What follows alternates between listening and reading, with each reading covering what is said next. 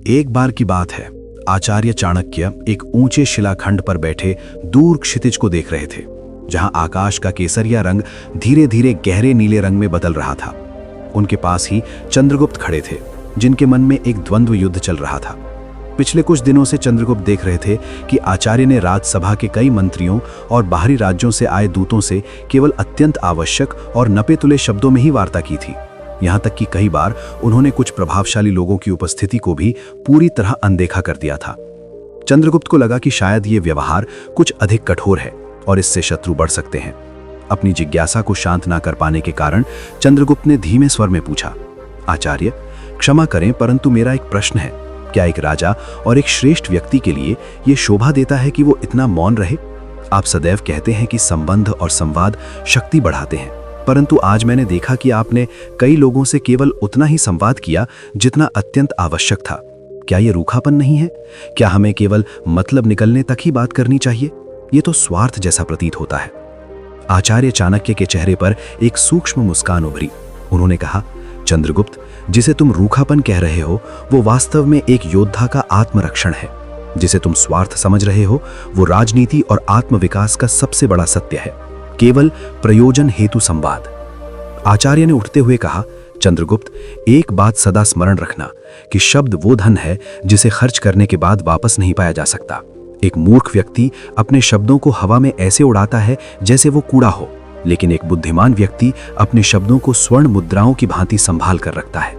जब तुम बिना किसी ठोस प्रयोजन या मतलब के किसी से बात करते हो तो तुम न केवल अपना समय व्यर्थ करते हो, बल्कि तुम अपनी ऊर्जा के उस भंडार को भी खाली कर देते हो जिसकी आवश्यकता तुम्हें बड़े लक्ष्यों को प्राप्त करने के लिए होती है। संसार का नियम है कि जो वस्तु प्रचुर मात्रा में उपलब्ध होती है उसका मूल्य गिर जाता है। यदि तुम हर किसी के लिए हर समय उपलब्ध रहोगे और हर विषय पर व्यर्थ की चर्चा करोगे तो समाज में तुम्हारे शब्दों का मूल्य कौड़ियों जैसा हो जाएगा। उन्होंने चंद्रगुप्त को पास के एक तालाब की ओर ले जाते हुए कहा, इस शांत जल को देखो। यदि इसमें पत्थर मारा जाए तो लहरें उठती हैं और जल का प्रतिबिंब धुंधला हो जाता है। मनुष्य का मन भी इसी जल की भांति है। जब तुम व्यर्थ के संवादों में उलझते हो तो तुम्हारे मन में विचारों की ऐसी ही अनावश्यक लहरें उठती हैं जो तुम्हारी निर्णय लेने की क्षमता को धुंधला कर देती हैं। एक सफल शासक और एक अनुशासित व्यक्ति वही है जो जानता है कि उसे अपनी वाणी का प्रयोग कब और किसके सामने करना है।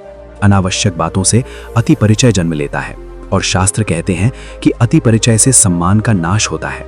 जब तुम किसी से बिना मतलब की बातें करते हो तो तुम धीरे धीरे अपनी मर्यादा की सीमाएं तोड़ देते हो और सामने वाला व्यक्ति तुम्हें गंभीरता से लेना बंद कर देता है। चंद्रगुप्त ध्यान से सुन रहे थे, पर उनके मन में एक और शंका थी। उन्होंने पूछा, आचार्य, लेकिन क्या इससे लोग हमें अभिमानी नहीं समझेंगे? क्या एक राजा को जनता और अपने सहायकों के साथ मधुर और लंबी चर्चा नहीं करनी चाहिए?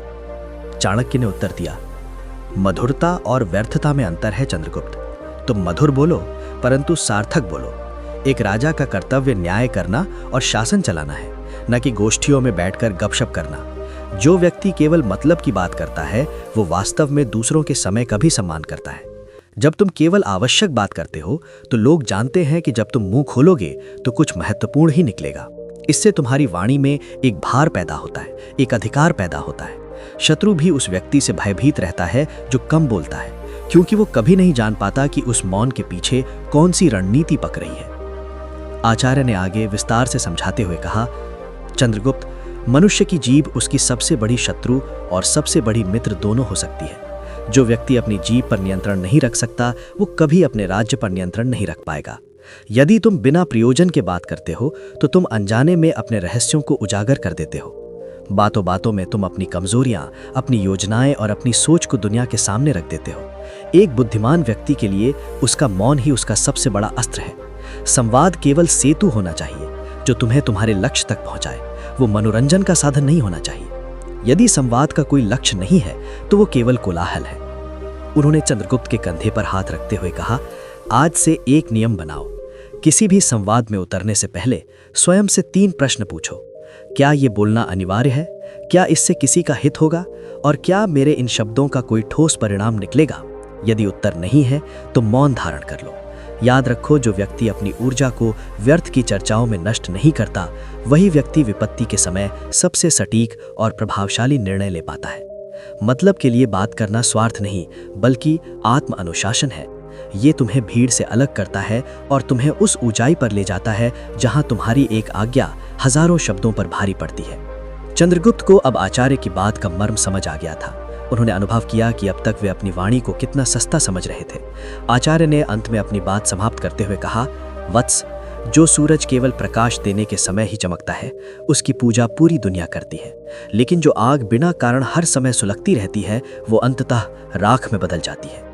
अपनी वाणी की अग्नि को केवल तभी प्रज्वलित करो जब तुम्हें अंधकार मिटाना हो या शत्रुओं को परास्त करना हो। अनावश्यक रूप से जलना केवल तुम्हें समाप्त करेगा। जाओ और इस मौन की शक्ति को अपने चरित्र का हिस्सा बनाओ। चंद्रगुप्त ने आचार्य के चरणों में शीश नवाया और उस दिन से उन्होंने संकल्प लिया कि उनके शब्द केवल तभी निकलेंगे जब वे संसार या अपने लक्ष्य के लिए अनिवार्य होंगे।